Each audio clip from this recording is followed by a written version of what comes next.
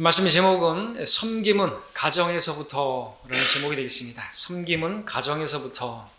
오늘 본문은 우리 주님께서 육신을 입고 이 땅에 오신 목적을 분명하게 보여주는 말씀이죠. 먼저 이 본문 말씀 하반절 뒷부분을 보게 되면 우리 주님께서는 자기 생명을 몸값으로 주려고 온 것이라 말씀하고 있습니다. 우리 주님께서는 자신의 생명을 우리의 죄값을 지불하시려고 몸값을 지불하시기 위해서 오신 분이십니다. 왜냐하면 우리가 죄와 허물 가운데 죽었던 죄와 그 허물로 인해서 영원한 형벌을 받아 마땅한 자들이었기 때문에 그렇습니다. 지옥에 던져질 수밖에 없는 자들이었기 때문에 그렇습니다. 그렇지만 예수님께서 몸값을 지불하심으로써 우리 모든 죄값이 지불됨으로써 우리는 자유케 된 것입니다.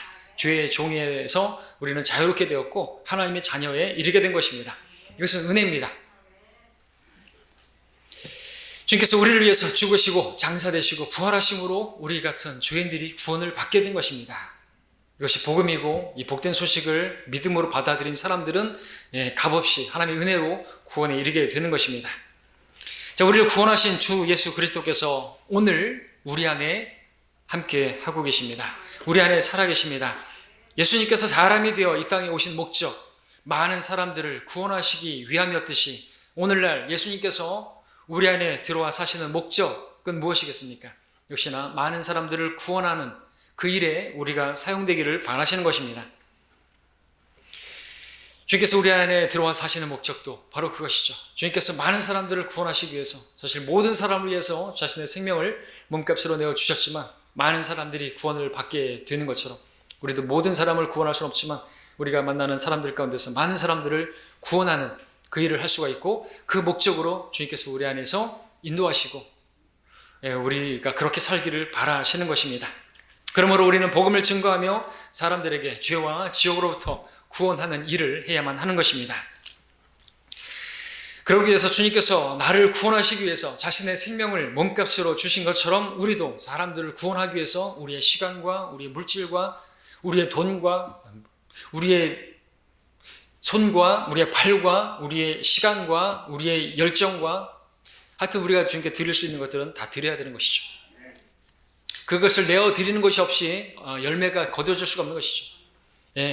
여러분이 먼 데 있는 어떤 사람들을 구령하기 위해서 여러분들이 귀찮다고 해서 안 갈 것이 아니라 경비가 많이 든다 할지라도 여러분들 필요하다면 가야 되는 것입니다. 병원에 누웠다고 이제 오늘 내일 한다고 그럼 더더욱 가야죠. 멀리 있다고 해서 안 갈 게 아니죠. 가야만 하는 것입니다. 필요하면은 꽃다발도 사가야 되고 그죠? 꽃다발이 아니라 뭐죠? 화환인가요? 하여튼 그런 것을 해서 여러분들 물질을 아끼지 마시고 그렇게 해서라도 해야만 하는 것이죠.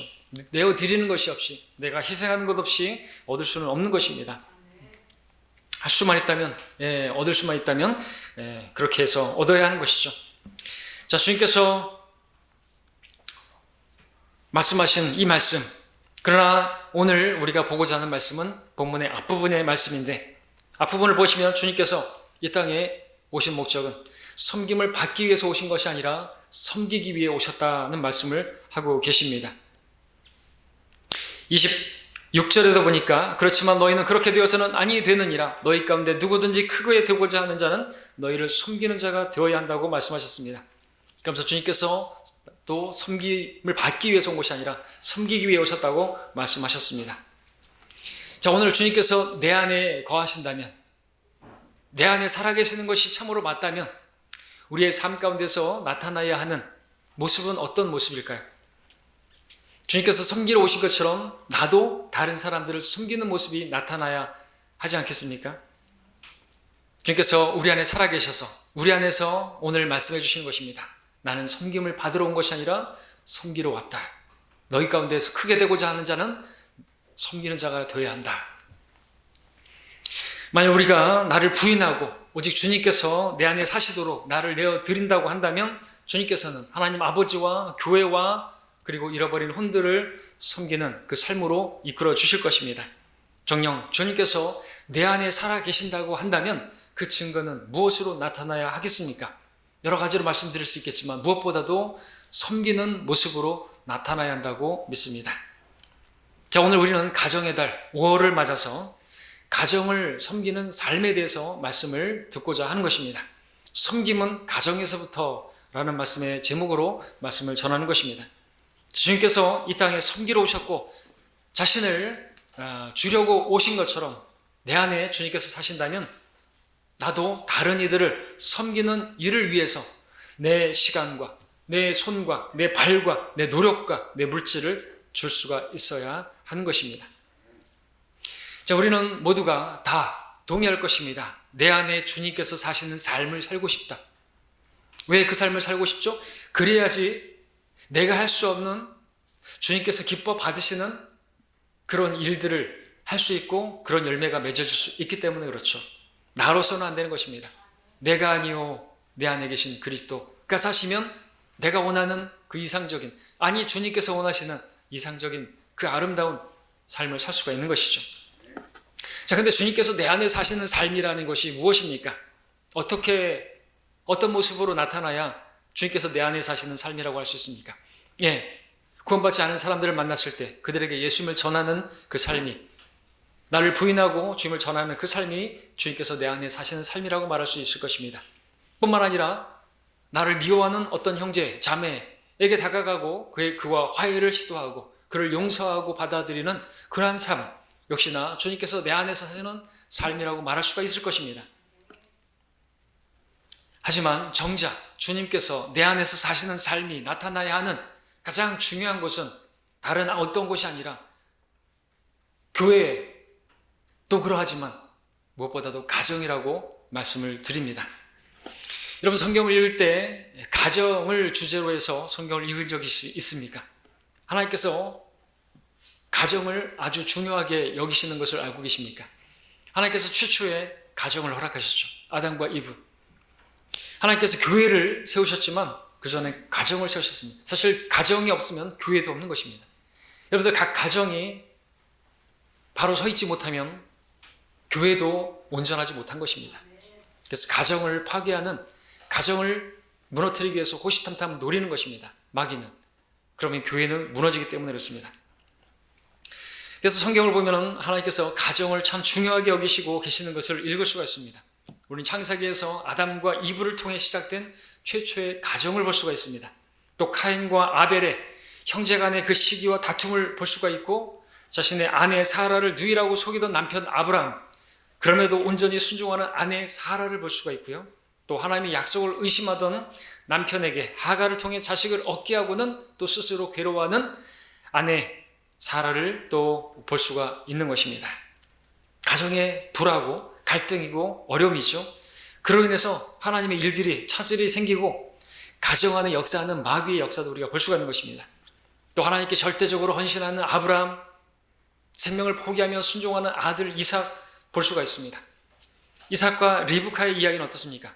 야곱을 축복하겠다는 하나님의 말씀과 상관없이 에서를 축복하려고 하는 남편 이삭과 자신의 관계를 이용해서 야곱을 축복하려고 그렇게 계략을 꾸미는 아내 리브카의 그러한 모습을 볼 수가 있고, 또 축복을 얻기 위해서 시기하고 다투는 쌍둥이 형제를 볼 수가 있고, 아버지와 어머니가 서로 자식을 편애함으로 말미암아 생기는 가정의 그와 같은 불화, 그러한 이야기들을 우리가 볼 수가 있습니다. 가정을 중심으로 보게 된다면 이런 일들이 보게 되는 것이고, 그런 일들을 기록함을 통해서 우리는 하나님께서 그 가정에 관심하시고 계시는 것을 볼 수가 있습니다. 정말 다 언급할 시간이 없을 정도로 하나님께서 가정을 중요하게 여기고 있는 것을 성경 전체에서 전반에 걸쳐서 볼 수가 있습니다. 자, 주님께서 사시는 삶, 내 안에 주님께서 사시면 섬기는 모습으로 나타나야 되는데, 그 섬김은 그 어디보다도 우리 가정에서 섬기는 삶에서부터 시작되어야 한다라고 다시 말씀을 드립니다. 자, 이것을 모르게 되면 잘못된 그러한 섬김을, 그러면서도 그것이 자기가 잘 섬기고 있다고 착각하는 경우가 있기 때문에 그렇습니다. 오늘 어떤 사람들은 주님을 섬긴다는 핑계로 가정을 돌보지 않는 그런 사람들이 있는 것입니다. 밤낮 교회에서만 있으려고 하는 그런 사람들인 것입니다. 밤낮 교회에서만 그렇게 있는 것이 하나님을 잘 섬기는 것이라고 생각하는 사람들이 있는 것이죠. 물론 잘못된 교회들이 그렇게 교인들을 밤낮 심지어 새벽까지 그렇게 교회로 모이게 만들어서 하는 것이 더 잘못된 것이겠죠. 성경은 뭐라고 말합니까? 가정을 돌보지 못한다면, 목회자도 가정을 돌보지 못하면 하나님의 교회를 어떻게 돌볼 수 있겠느냐고 말하고, 만약 누군가가 자기 친족, 특히 자기 가족을 돌보지 않는다면 그는 믿음을 부인한 자요, 불신자보다 더 나쁜 자니라고까지 그렇게 말씀하고 있습니다. 믿음이 없는 자가 아닌 것입니다. 믿는 자예요. 근데 믿음을 부인해버리는 것이죠. 어떻게 하는 것이요? 자기 가족을 돌보지 않는, 가정을 돌아보지 않는 자는요, 믿음 없는 자가 아니라 믿음 없는 자가 아니라 믿음을 부인한 자요, 믿음이 없는 불신자보다도 더 나쁜 자, 악한 자라고 그렇게 말씀을 하고 있는 것입니다. 그래서 섬김은 가정에서부터 시작되어야 하는 것입니다. 여러분, 구원도 어디서부터 시작되어야 되는 거죠? 가족부터 시작이 되죠.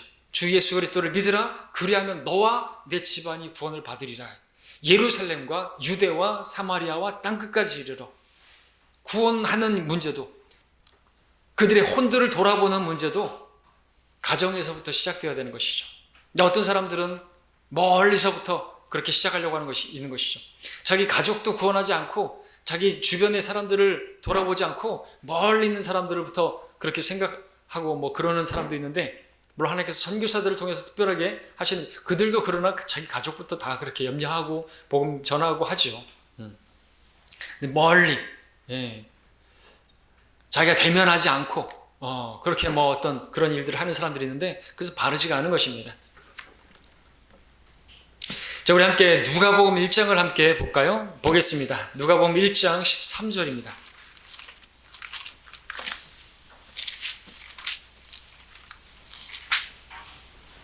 자, 이 말씀은 침례인 요한의 탄생에 관한 말씀이죠.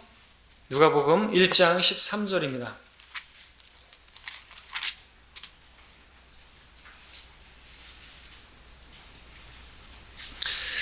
그 천사가 그에게 말하기를, 사카라야 두려워 말라. 너의 기도가 상달되어 내 아내 엘리사벳이 내게 아들을 낳아주리니 그의 이름을 요한이라 하라 말씀하셨습니다.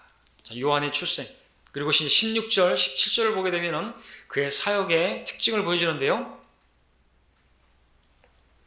또 그는 많은 이스라엘 자손을 그들의 하나님이신 주께로 돌아오게 하리라. 그는 엘리야의 영과 능력을 가지고 주 앞에 앞서가서 아비들의 마음을 자식들에게로, 불순종한 자들을 의인들의 지혜로 돌아오게 하며 주를 위하여 마련해 놓은 백성을 예비시키리라 하더라 그랬습니다. 침례인 요한의 사역 중에서 아주 인상적인 부분은 무엇입니까? 바로 아비들의 마음을 자식들에게로 돌아오게 한다는 것입니다. 자, 이 말씀은 앞에서 나오는 이스라엘 자손을 그들의 하나님께로 돌이키게 하는 일과 불순종한 자들을 의인들의 지혜로 돌아오게 한다는 그 말씀과 같은 맥락의 그러한 사역인 것이죠. 그래서 침례인 요한이 회개의 침례를 선포하면서 하나님의 말씀을 선포했을 때 그 말씀을 받아들이고 하나님께 돌아온 아비들의 마음이 자식들에게로, 곧 가정에게로 돌아오는 것을 보게 되는 거죠.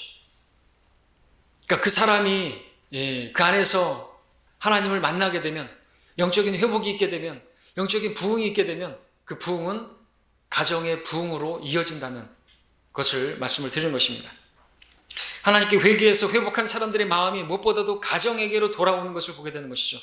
구약에서도 보게 되면, 그래서 어떤 사람이 부흥이 일어나게 되면 먼저는 가정의 부흥이 일어나는 것을 보게 되는 거죠. 지난주 오전 설교를 기억하십니까? 기드온의 부흥이 곧 가정의 부흥으로, 그리고 그 성읍의 부흥으로 이어졌던 것을 보게 되죠. 무엇보다도 기드온의 부흥이 곧 그 아버지의 부흥으로, 그래서 그 아버지가 그 아들 기드온을 위해서 성읍들이 대적해 올 때 그를 위하고 자기의 성상과 아세라를 부셨는데, 오히려 그럼에도 불구하고 자기 아들을 위하고 변호해주는 그 모습으로, 그래서 가정의 부흥이 있었던 것을 볼 수가 있었습니다. 구약에서 일어났던 부흥을 보게 되면 먼저는 남편들이 가정으로 돌아오는 역사가 있었습니다. 아내를 버리고 간음하는 남편들이, 그렇게 본처를 버리고 도망갔던 남편들이 가정으로 돌아오는 역사가 있었던 것이죠. 죄들의 회개가 일어났던 것이죠. 그러니까 침례 요한의 사역은, 주된 사역은 주의 길을 예비하는 그러한 것이 사역이었지만, 또 한편으로는 가정 회복을 위한 사역이었다고 말할 수가 있습니다. 우리는 주님께서 가정을 얼마나 중요하게 생각하는지 우리는 성경을 통해서 볼 수가 있습니다. 자, 그렇다면 여러분들은 주님을 섬기고 계십니까? 어떻게 섬기고 계십니까? 오늘 주님께서 여러분에게 말씀하시는 것은 내가 주님을 섬기는 삶의 실제가 무엇인지 눈뜨게 해주시기를 원하는 것입니다. 주님을 섬기는 실제가 뭘까요? 함께 이제 골로새서 말씀을 보겠습니다. 골로새서 3장입니다.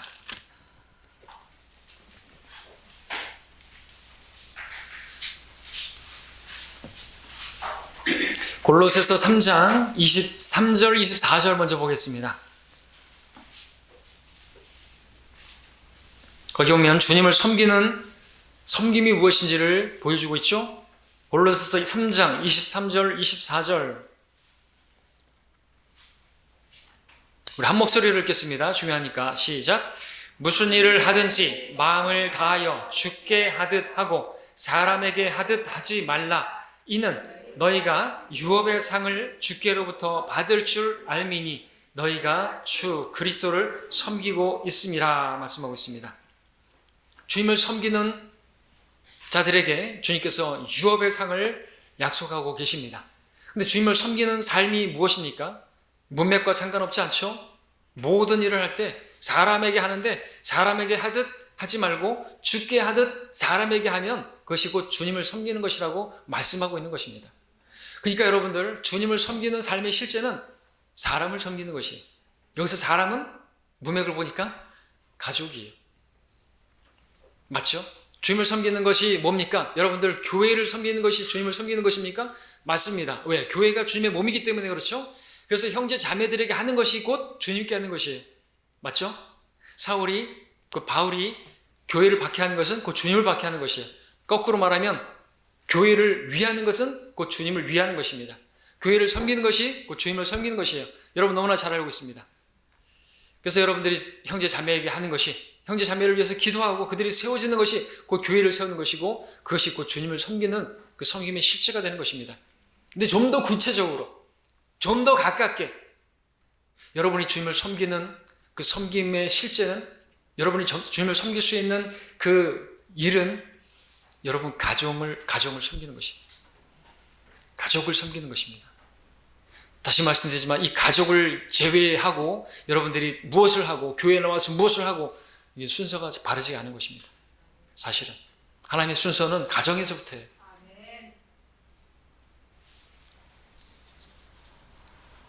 주님을 섬기는 삶은 다른 것이 아닙니다.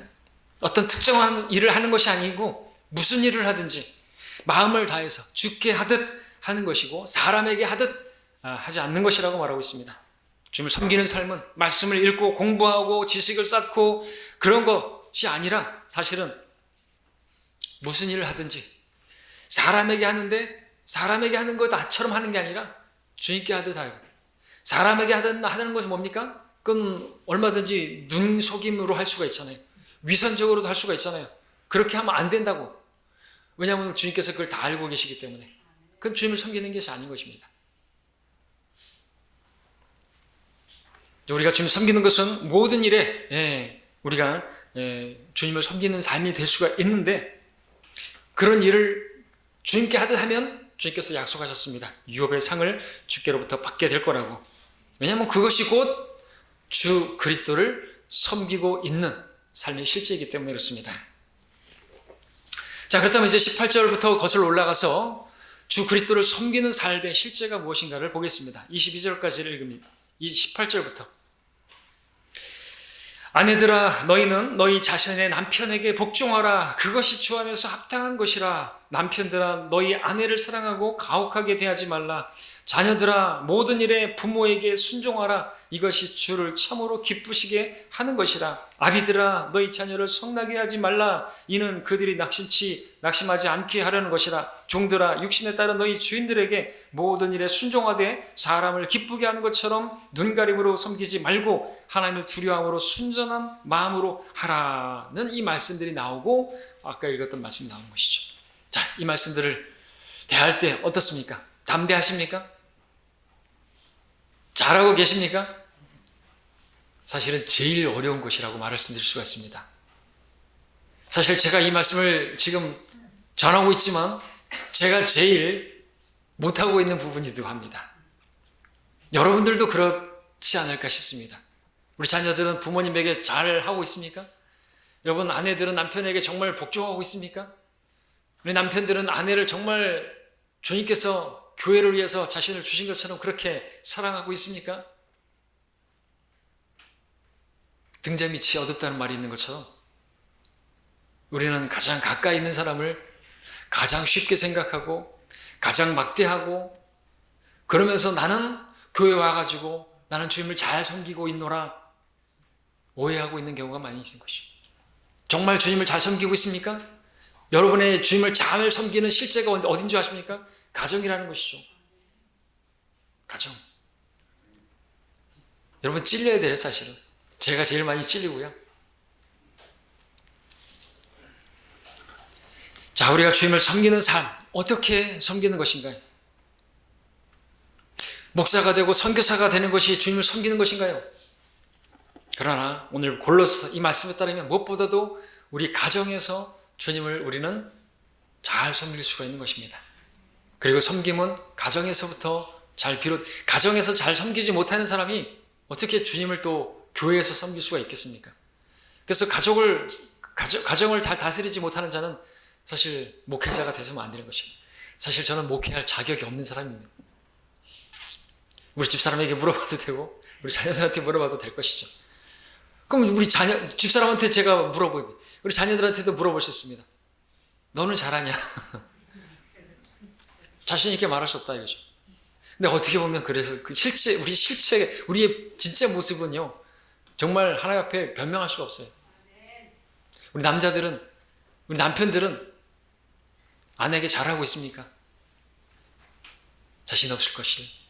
모든 교회 안에 자매들에게는 다 친절한데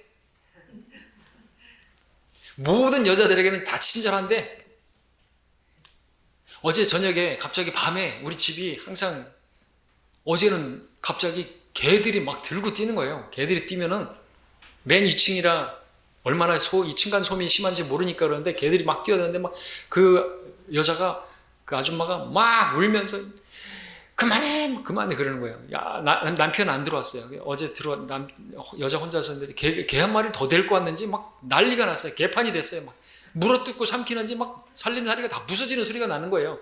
그래서 막 걱정되잖아요. 저러다가 혹시 아주머니가 잘못될까봐 막 올라가가지고 막 두들겼죠. 눌렀는데 초인종 소리도 안 나더라고요. 막 두들기면서 무슨 일 있어요? 막 걱정을 하는 것이죠. 제가 걱정이 되니까 그리고 내려왔어요. 그렇게 걱정하는 것처럼 나를 걱정해요. 모든 여자한테는 다 잘하면서 자기 아내는 잘 못하는 찔림을 주는. 자, 가정 안에서 우리의 삶이 진짜 우리의 모습인 것입니다. 십자가를 지는 삶, 자기를 부인하는 삶이라는 걸 우리 잘 알고 있습니다. 내가 좋아하고 내가 원하는 것을 내려놓고 다른 사람을 위해서 나 자신을 주는 것이 십자가의 삶입니다. 그 삶은 나의 원함이나 내 주장을 모두 십자가에 못 박아버리고 오직 주님의 원함만이 나타나는 삶인 것입니다. 자, 그렇다면 조목조목 살펴보겠습니다. 18절에서 나타나는 그리스도께서 아내 안에서 나타나는 삶은 어떤 삶인 것입니까? 여러분들 아내가 먼저 나옵니다. 우리 아내분들이요, 우리 자매님들이요, 귀를 기울이시기 바랍니다. 에베소서 5장에서도 여러분들 아시는 것처럼 여기서도 3장 16절에서 그리스도의 말씀이 우리 안에 풍성히 거하게 되면 모든 시와 찬송과 영적인 노래로 노래하게 되고 모든 일에 감사가 나오게 되고 그 다음에 이제 나오는 것들이 아내는 남편에게 복종하고가 나오는 것입니다.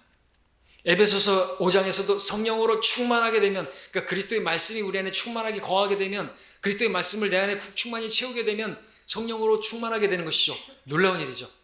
마치 요한복음에서 카나의 혼인잔치에서 물을 가득 채우라고 말씀을 하니까 종들이 물을 채우니까 아구까지 가득 채우니까 물이 변해서 포도주가 된 것처럼 그리스도의 말씀으로 우리 안에 충만히 채우면 성령으로 충만하게 되어서 거기에 모인 사람들이 함께 기뻐하게 되는 것처럼 기뻐하고 감사하고 찬양하고 찬양은 기뻐하는 사람이 하는 것이죠.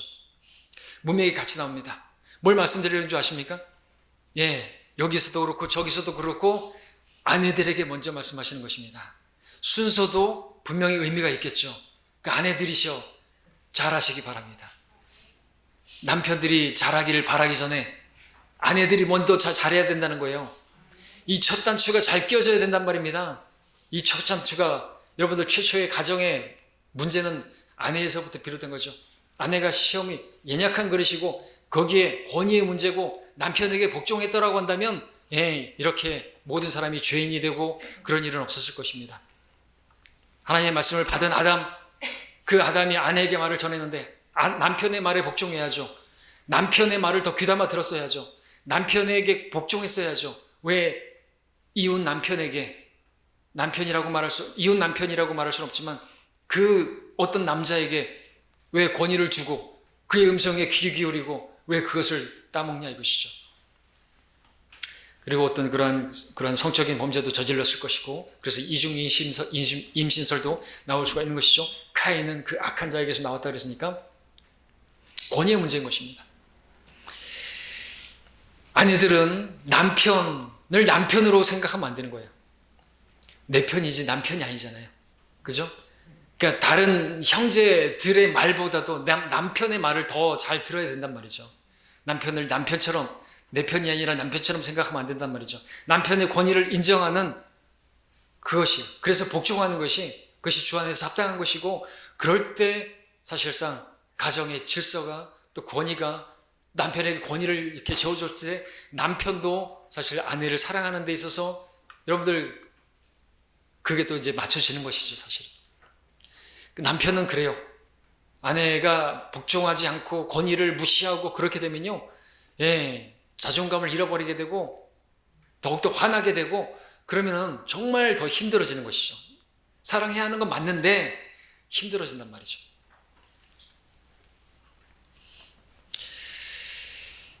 교회가 그리스도의 말씀에 복종하듯이 그렇게 따르듯이 사라가 아브라함의 말도 안 되는 그런 말에 그렇게 또 복종한 것처럼 그렇게 매사에 복종하라고 말하고 있는 것입니다.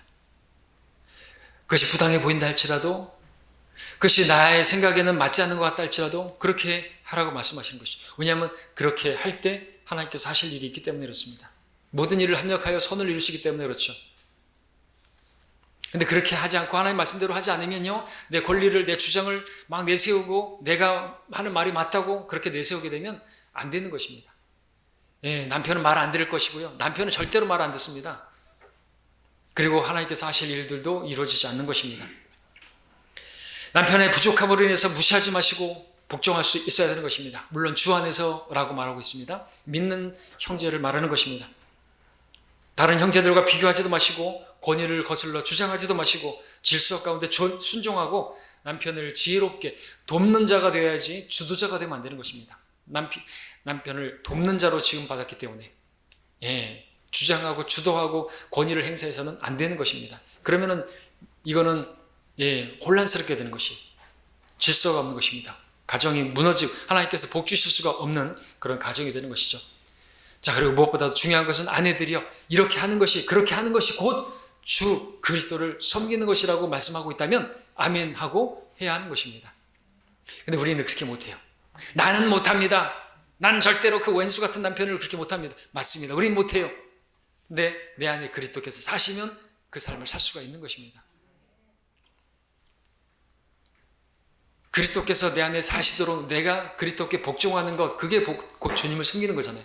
그러니까 내가 할 수 없습니다 하고 주님 앞에 무릎 꿇고 주님 내 안에 사시옵소서, 주님께서 하시옵소서 라고 하는 그 자체가 주님을 섬기는 것이에요.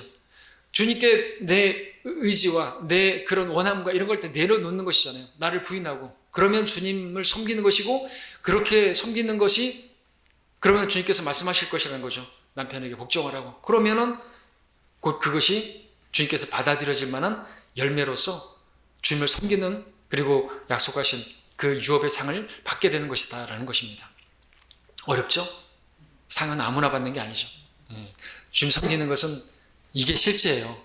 이 실제에 눈뜨실 있길 바랍니다. 우리 자매님들 특별히. 자, 그 다음에 우리 자매님들 이제 그 다음에 남편들입니다. 19절에서 남편 안에 주님께서 사시는 삶의 실제가 무엇입니까? 아내를 사랑하는 것입니다. 제가 찔릴 차례입니다. 자,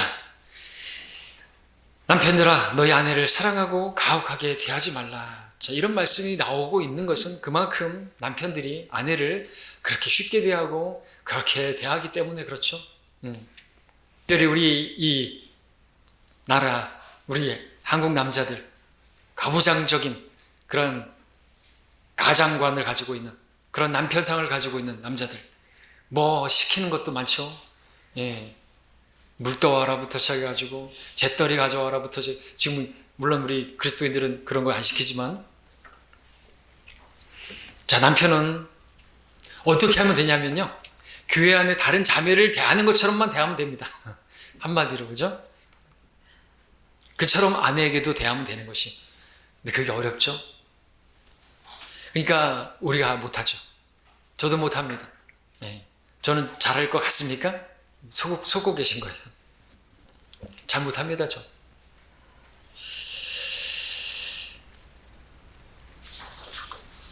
그러니까 주님이 필요한 것입니다. 그러니까 주님께서 하시라고 계속해서 말씀을 드리는 것이죠. 주님께서 사시는 삶을 살아야 됩니다. 나 자신을 부인해야 됩니다. 나를 십자가에 못 박아야 됩니다. 그러지 않고서는 가장 가까이에 있는 내가 사랑해야 할 사람을 사랑하지 못하는데 어떻게 내가 주님을 사랑한다고 말할 수 있겠습니까? 보이는 형제를 사랑하지 않으면 하나님을 사랑하는 게 아니잖아요. 그죠? 마찬가지죠. 눈에 보이는 사랑스러운 아내를 사랑하지 못하면서 내가 주님을 사랑한다고 말할 수가 없는 것입니다. 주님을 사랑함의 실제는 가장 먼저는 아내입니다. 아내를 사랑하셔야 할 것입니다. 하나님께서 아내를 돕는 자로 주셨기 때문에 여러분들 아내가 조언할 때 합당하다면 받아들일 수 있어야 되는 것이죠. 고집 부릴 필요가 아닌 거지. 하찮게 여기서는 안 되는 것입니다. 그렇게 하찮게 여기기 때문에 거기서 문제가 생기는 것이죠. 사람에게 하듯 하지 말고 죽기에 하듯 남편도 아내에게 해야 하는 것입니다. 왜? 그래야만 합니까? 그것이 곧 주 그리스도를 섬기는 것이기 때문이라고 말씀하고 있다면 남편들이여 아멘 하시기를 바랍니다. 아멘? 안 하시네요. 자, 20절에 나오는 것처럼 이제 자녀들 그리스도를 섬기는 자녀들이십니까? 그 섬김의 실제가 무엇입니까? 교회 와서 어떤 일들을 하는 것도 좋은 일이죠. 먼저 가정 안에서 그러나 부모님에게 순종하는 것을 배워야 하는 것입니다. 부모의 말씀에 순종하는 것, 말씀을 잘 듣고 심부름 해야 할 일을 잘하고 그것이 곧 주님을 섬기는 것이라고 말씀드립니다. 바쁘다고 방에 들어가서 자기 할 일만 하고 부모님이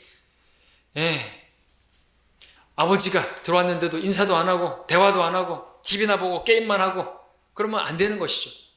부모가 그런 것들을 지적하면 바로 잡아야 되고 그렇게 부모의 말로 듣는 것이 아니라 하나님의 말씀으로 주님의 말씀으로 듣고 그렇게 받아들여야 하는 것입니다. 그것이 뭐라고요? 주 그리스도를 섬기는 것이라고 말씀하고 있기 때문에 그렇습니다. 많은 것을 원하지 않으십니다. 자녀들에게는 21절에서 나오는 것처럼 또 아버지에게 그리스도께서 사시는 삶은 무엇입니까? 아버지는 자녀들을 성나게 하지 말고 인격적으로 존중하면서 합당하게 아버지의 권위를 행사해야만 하는 것입니다. 아이들이 잘못했다고 해서 잘못했는데 귀찮다고 해가지고 때리기 싫다고 마음 아프다고 그러면 안 되고 때려야 되는 것이죠. 징계할 일 있으면 징계해야 하는 것입니다. 잘했을 때는 칭찬해주고 기뻐해주고 그것이 곧 자녀들을 대할 때 곧 주님을 섬기는 것의 실제이기 때문에 그렇습니다. 성경만 읽고 기도만 하는 것이 주님을 섬기는 것이 아닌 것입니다. 우리는 성경적인 아버지 상을 찾아야만 합니다. 하나님의 자녀로 키울 수 있어야 되는 것입니다. 세상에서 잘 되는 그런 자녀가 아니라 하나님의 자녀로서 하나님을 두려워하고 하나님을 사랑하는 자녀들로 그렇게 키워야 그렇게 양육해야 하는 것이 여러분들에게 주어진 그것이 곧 주님을 섬기는 일의 실제인 것입니다. 다른 누구를 섬기고 뭐 어떤 일을 하는 것보다 그렇게 자녀들을 양육할 수가 있어야 하는 것이죠. 또 어머니에게는 그리스도를 섬기는 삶의 실제가 무엇입니까? 어머니도 자녀를 양육해야 되는데 여기에는 나오진 않지만 잠언이라든지 다른 성경들에서 자녀 양육의 몫은 어머니가 큰 거 아시죠? 잠언 29장 15절에서는 매와 책망은 지혜를 얻게 하나 혼자 버려진 아이는 그 어미를 욕되게 하느니라 그랬습니다. 버려진 아이, 돌봄이 필요한데 돌봐주지 않아서 버려진 아이는 어머니가 욕을 먹는다고 말씀하고 있습니다. 디모데는 어려서부터 그 어머니와 할머니에게서 양육을 받아서 성경을 알았다고 기록하고 있죠. 어려서부터 그렇게 성경을 알아서 지혜롭게 되었습니다. 자녀를 양육할 때 마음을 다하여 죽게 하듯 자녀들을 그렇게 양육하면 그것이 곧 주께로부터 유업의 상을 받는 주 그리스도를 섬기는 삶의 실제임을 우리 어머니들이여 눈뜨시기를 바랍니다. 교회 올 때 아이들에게 깨끗한 옷을 입혀주고 하나님이 얼마나 귀한 분이신지, 우리 가족이 얼마나 귀한 분을 만나러 가는지 알려줄 수 있어야 되는 것입니다. 그냥 집에서 입던 옷 그대로 그냥 뒹구는 그 옷을 입고 그냥 오게 만들어서는 안 되는 것이죠. 우리 자매님들도 마찬가지입니다.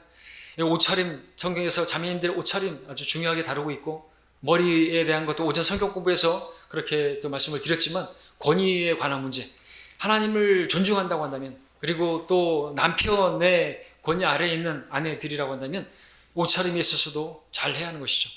예. 남자같이 옷을 입는다든지 또 추리닝 입는다든지, 결혼식장 갈 때는 아주 잘 차려입고 양장을 입지만 여러분들 교회에 올 때는 뭐 등산복을 입고 등산 가방을 메고 그렇게 온다든지, 그러면은 그것은 남편에게도 덕이 안 되는 것이고 교회에게도 덕이 안 되는 것이고, 예, 하나님께도 영광이 못 되는 것입니다. 자, 아이 사무엘이 어려서부터 주님을 경배한 것처럼 우리 자녀들도 어려서부터 주님을 경배하고 주님을 알 수 있도록 그렇게 양육을 해야만 하는 것입니다. 어머니는 아이들에게 세상적인 지식만을 중요하게 생각하지 말고 하나님을 알도록 가르쳐야만 합니다. 하나님을 존중하는 자녀들로 양육시켜야 합니다. 아이들이 학교 안 간다고 하고 학원 안 간다 그러면은 난리를 치지만, 교회 안 간다고 하면은 뭐 그럴 수도 있는 것처럼 그렇게 해서는 안 되는 것이죠. 아이들을 대할 때 주님께 대하듯이, 주님을 대하듯이 또 그렇게 해야 하는 것입니다. 성경적인 어머니상은 또 잠언 31장에 잘 나와 있으니까 여러분들이, 자매님들은, 어머님들은 잘 유념하시고 묵상하시길 바랍니다. 가족을 위해서, 가정을 위해서, 자녀들을 위해서 아주 헌신적으로 일하는 모습이 나와 있습니다. 자, 그리고 마지막으로 22절에 나온 것처럼 우리는 그 직장에서 종들은 주인들에게 눈가림으로 해서는 안 되는 것입니다. 자기가 처한 위치에서 성실하게 최선을 다해서 해야만 합니다. 농땡이 피우면 안 되는 것입니다. 심은 대로 거두게 되는 것이죠. 잘리게 된다고 징계라고 생각하면 안 되는 것입니다. 징계이겠죠. 징계이겠죠. 그건 핍박이 아니고, 그건 박해가 아니고 징계입니다. 받아들여야죠. 세상 사람들처럼 요름 피우고 빈둥거리는 것은 합당치 않습니다.